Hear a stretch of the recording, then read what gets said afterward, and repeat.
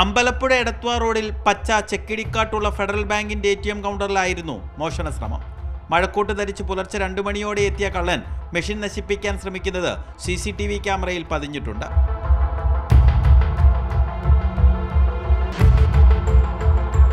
വലിയ കത്തി ഉപയോഗിച്ച് മെഷീന്റെ അടിഭാഗം കുത്തി തുറന്നെങ്കിലും പണം വെച്ചിരുന്നിടത്തേക്ക് എത്താൻ കഴിഞ്ഞില്ല. മോഷണ ശ്രമം നടക്കുന്ന സമയത്ത് തന്നെ ബാങ്കിന്റെ ആസ്ഥാനത്ത് അലാറം അടിച്ചു. വിവരമുടൻ പോലീസിന് കൈമാറി. ഉദ്യോഗസ്ഥരെത്തിയപ്പോഴേക്കും കള്ളൻ കടന്നു കളഞ്ഞിരുന്നു.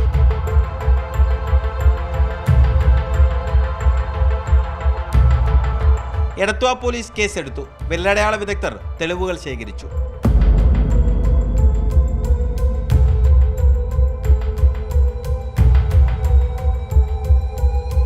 മാതൃഭൂമി ന്യൂസ്, ആലപ്പുഴ.